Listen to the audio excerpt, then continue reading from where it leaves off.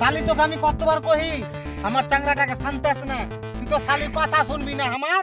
আরে জারওয়া তোরই তো জন্ম। হ্যাঁ তো বন্ধুরা আমরা চলে যাচ্ছি আজ বালুচর, মানে আমাদের নদীর উপারে যাচ্ছি। ভিডিও বানাতে অমরদা আছে, প্রবীর আছে, আর এইদিকে আছে মুকেশ, আর নৌকা চালাচ্ছে ছবি ভাই, আর ওইদিকে আছে অজয়।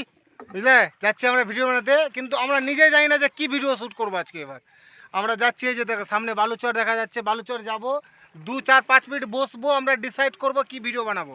বুঝলে, তারপর তোমরা তো দেখতেই পাবা, কিন্তু লাইক করে দিও। হ্যাঁ, হাই গাইস, দেখো আমরা শ্যুট করতে এসে নৌকাও চালাতে জানি না, নৌকাও করতে জানি না, তবু আমরা চলে এসেছি। খুব কষ্ট হচ্ছে,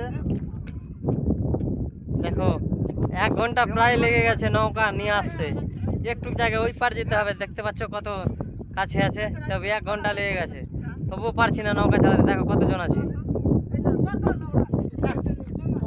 নিউ ইউটিউব চ্যানেল আছে আর ফেসবুক পেজও আছে, ভূতনি লুচ্চা।